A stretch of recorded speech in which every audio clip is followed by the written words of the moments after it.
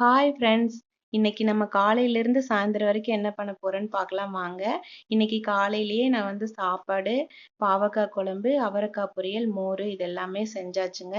அதுக்கப்புறமா நம்ம வேலைக்கு துணியெல்லாம் துவைச்சிட்டு, மத்தியானம் வெயிலுக்கு வந்து வீட்டுக்கு வந்தா பாப்பாங்க மருதாணி வச்சு விடுங்கன்னு சொன்னாங்க. பாப்பாவோட ஃப்ரெண்டும் வந்திருந்தாங்க. சரின்னுங்க மருதாணி பொரிச்சிட்டு வந்து நான் இந்த தலைக்கு வந்து எதுவுமே சேர்க்கலங்க. சும்மா வெறுமனா தான் அரைச்சேன். அரைச்சு வச்சு விட்டாச்சு பாருங்க. எவ்வளோ நல்லா அழகா செவந்திருக்குது பாருங்க. அப்புறம் சாயந்தரமா வந்துட்டு அவங்க ஈவினிங் ஸ்நாக்ஸ் ஏதாவது செஞ்சு கொடுக்கலான்ட்டுங்க சக்கரவள்ளி கிழங்கு இருந்துச்சுங்க. அது நான் வந்து மேல் தோலெல்லாம் சீவிட்டுங்க கட் பண்ணிட்டு அதுக்கு ஒரு வெங்காயம் வந்து கட் பண்ணி வச்சுட்டு அதுக்கப்புறமா ஒரு வடக்கல் வச்சுங்க கொஞ்சமா வந்து எண்ணெய் சேர்த்துட்டு கடுகு கொஞ்சம் சேர்த்துட்டு அப்புறம் அந்த பெரிய வெங்காயம் கட் பண்ணி வச்சிருந்தேன் இல்லைங்களா அதை சேர்த்து நல்லா வணங்கினதுக்கு அப்புறமா கருவேப்பிலை ஒரே ஒரு ஃப்ளேவருக்காக ஒரு வரமிளகாய் சேர்த்தேன்.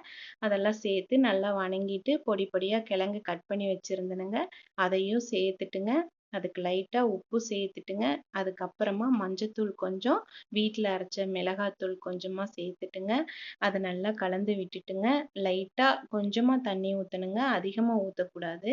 சீக்கிரம் வெந்துருங்க கிழங்கு.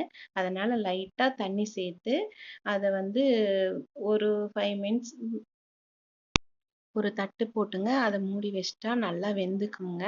இதை வந்து ஆவியில வேக வச்சு சர்க்கரை தொட்டு சாப்பிட்லாங்க. அதுவும் நல்லா டேஸ்டா இருக்கும்.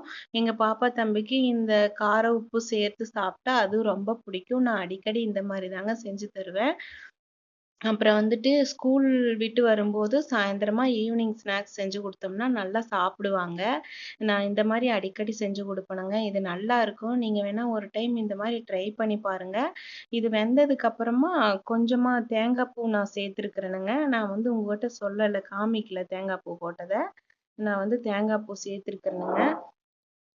தேங்காய் பூ சேர்த்து அந்த தண்ணி வந்து நல்லா ட்ரை ஆக வரைக்கும் அதை நல்லா வதக்கி விட்டுட்டு எடுத்துட்டு தட்டில் சேர்த்து கொடுத்துக்கலாங்க.